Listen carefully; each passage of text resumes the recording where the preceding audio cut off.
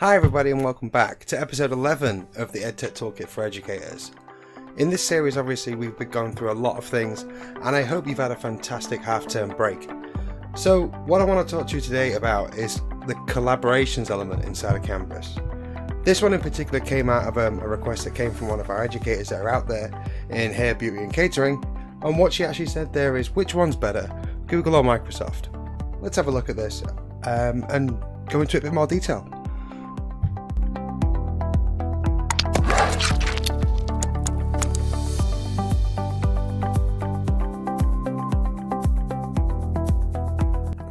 So if you don't know me, my name is Al-ankar, I'm head of e-learning at the Whole College Group. If you want to follow me on Twitter, here's my handle. It's @Khalid AL_ankar. And also, if you want to like and subscribe to this channel, please do so to make sure that I can keep realizing that you guys actually like what I'm doing, one, and also that I can put some more content out there. So hit that bell, hit the subscribe button. So let's go over to Canvas and have a look at what we can do with collaborations. So I'm on my Canvas dashboard. I'm going to go straight over to my e-learning course. What I want to do this time around is not look at modules, pages, discussions or anything like that, but I actually want to look at collaborations that sat here on the course navigation on the left. Click on collaborations. What that will do is it will give you this sort of this page that you're presented with here, and as a teacher you've got the ability to, instead of working with OneDrive files and Word Online files and stuff like that and then sharing them out, making sure you've got the correct permissions for all these things that you're doing and making sure that the right edit rights for other people to work on. Instead of that, you can just hit this collaborations button and then you've got two options. You can use Google or Office 365. So for this one, okay, I'm going to go with Google. So clicking straight onto the Google one, what that allows me to do there is then select any of the students that are in my group. I can click the groups if I've already set them up in Canvas. So I've got a Google example. So if I click that in there, that'll then allocate two students directly to that collaboration. And then from the kind up here, you've got like a Google Doc, a Google spreadsheet, or a Google presentation. And you can automatically submit that and it'll give the people notifications that are in the group. But you've also got the option just to select as people as well. So if you haven't got your group set up, that's again one of the bonuses there of having it like that. So I can go, do you know what, I don't want that group. I actually just want to do it between Billy Idol and myself. Okay, I would like this to be a presentation. And it's as simple as that. Once you've got that up there, you're going to need to give it a name. So I can put this as Google test. Also, you've got the ability to give it a description. So in here, you could write more about the actual task at hand. So this could be task 1. Presentation.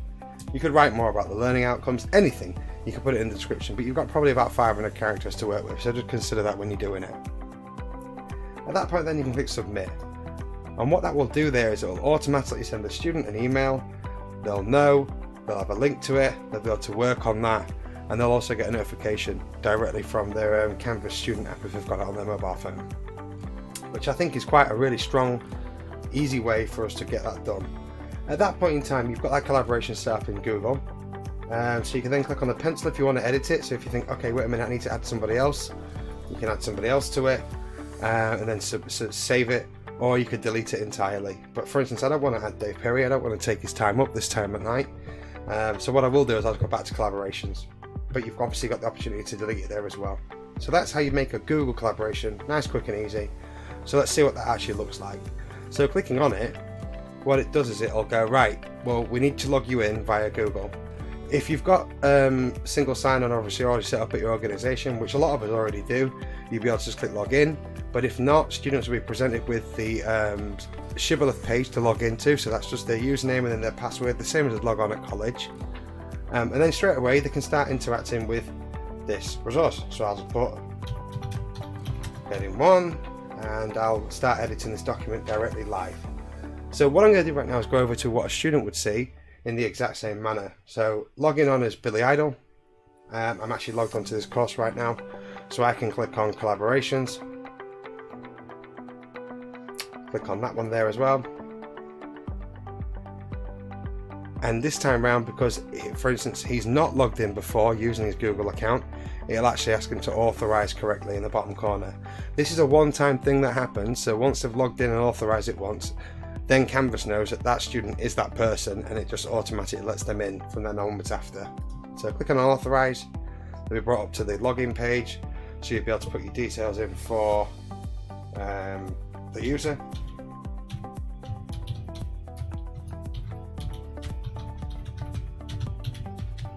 So they'll just put their email, a student will just normally put their email address, click next. Obviously it'll say to them which way they're logging in. We just say G Suite account. Then this is their Shibboleth page, which is the one that we know who they are. And then they can put their password in as well.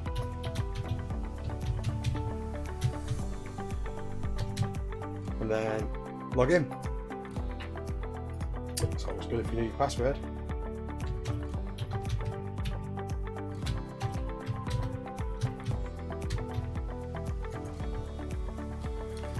And then what that will do to them is it will present them with a Google Drive LTI by Canvas, and it says to them that, do you want this to be able to access your Google Drive and be able to do and delete and sort out everything within your Google Drive, which is normally what you'd use when you authorize anything else. So if you did the same when you was on Facebook or anything like that, and you wanted a Facebook to use Spotify or something in that sort of manner, it's the same sort of thing for your student account when they log in. So for that one, they just need to click allow. And then what you'll see is that login will eventually change over to the Google test. They'll have to just say yes to this, or I understand, for the information with regards to that. But you can see right now that Billy Idol, or this student, is in here, and I'm also in there as well. So I've got this open up in two tabs here, so I can go back and across to which one. One of the nice things about this is that if Billy goes and edits this, so right, then what happens is that you see the edits that are live in the Google Doc by Billy Idol, and whereabouts Billy Idol is inside the documentation. So for remote learning right now, this is probably one of the strongest elements you can have. So it allows students to be anywhere, on any device, still collaborating and doing exactly what they normally did. One of the nice features inside of here is that they can actually show a chat as well. So they've got a chat window, a dialog box, so they can all chat together. So imagine you have 3 or 4 students doing a presentation together that they deliver to you further on in the week, or there's an assignment due which they need to go and do something together on. They can work collaboratively on this document, and you can set the collaboration up and be able to go in there and see whatever it is you need to, whenever you need to as well. So what I'm going to do this time around is show you exactly how to do that using Office 365 instead of Google Drive. Now, one of the benefits that comes out of this within collaborations is the fact that students can also start creating their own collaborations live from within your course. So I'm still logged in as Billy Idol, and what I'm actually going to do is go up to collaborations this time around and select Office 365. At that point then obviously I've got my own task that's put in front of me, so I can then select people from the peers from within my course to put into a group. So if I click on that person there, put myself in there as an example, and this time around obviously I could use any of the ones I want. So I'm going to go with PowerPoint as an example of Google Docs the same way, and in here I can put task 1, and below that I can just put learning outcome 1.1. So quite quickly and easy, I'm starting to create a document that's ready for us to collaborate on. But this time around, instead of it being Google Drive, it's actually going to be PowerPoint. So if I click on save, it'll send that notification out and retrieve that content. So it says that Billy Idol was the person the person who started it, or the owner, and obviously task 1 is what it's called. And then I can click directly on that, and it'll open up in PowerPoint online. So as an example here, I'll refresh the page for myself, and it'll say there's one there. I can click on it and select it, because obviously I'm from the list. And what that means is that I can also open the LTI in the exact same way. As it starts off, it opens up in this sort of like preview mode, which means you can then edit in the full PowerPoint if you want, if you've got it on your machine, or you can do it directly from the browser. So right now a lot of our learners are coming back with, oh, I haven't got PowerPoint on my machine. How do I create a PowerPoint for the assessment when I don't have PowerPoint? And one of the things they can do, if they don't know how to download it from Office 365 within the install options that are inside your account, what they could do is just to open it directly from within the browser. So I'm going to open it in the browser for myself. At the same time with Billy, I'm going to do the exact same thing. And exactly the same way as you saw in the Google Doc previously, I can put in here task 1 and it will appear on this one in due course. Yeah, so it's live, sort of as live as can be over the internet, in the fact that what it's doing there is just adding what it needs to do. So if I put here hello Billy and go back, you can see straight away where the actual student or the learner or the contributor to this document is within the document, and they can add new slides, they can do anything else they want to do from within the ribbon in traditional PowerPoint style. They can also go back to the classic ribbon as well, which is quite a nice sort of feature. So if they did like the old school ribbon, they can go back to that as well. But I can be on it in the new one, and for instance Billy can be using the old one. So again, these are, if you're using the online platforms like for instance Google Drive or Office 365 PowerPoint, then they both automatically save. So there's no need for you to go and click on like file save like you would have done in PowerPoint when you had it on your machine, because it's automatically syncing every so often to the cloud as part of the subscription that we've got to Microsoft. And the exact same thing happens within Google Drive. So when students say, oh, where's my work?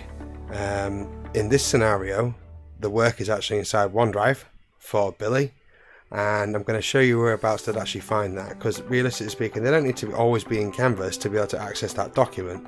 That's not the case anymore right now. They've made one in PowerPoint, but the LTI integration utilizes the service from Microsoft to put PowerPoint into this collaboration, set up all the sharing functions, do everything it needs. So for Billy's case, he can go over to the Office 365 home and he can then obviously click refresh, and I think it'll say yep. So just clicking on refresh there, a recent document has been created called task 1, and you can go direct to it from there. So if he's in Office 365 from the home screen, you can do it that way. If you want to go and see where the file actually lives, here's one of the cool things that comes with Canvas when you create a collaboration directly from a Canvas course, is like I said, it creates a subfolder inside of your files area called Canvas, and inside there it'll also have the subdirectory folder to the course where this collaboration came from. So it's quick, easy to identify for any student as to whereabouts that file lives, because it's just sat inside their OneDrive.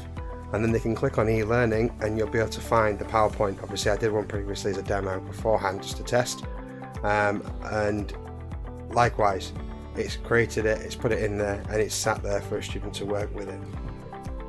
When it comes to the sharing permissions, these are already shared out to the right people, and this is all directly done through Canvas when the collaboration was initially set up on the course by either a student or a teacher.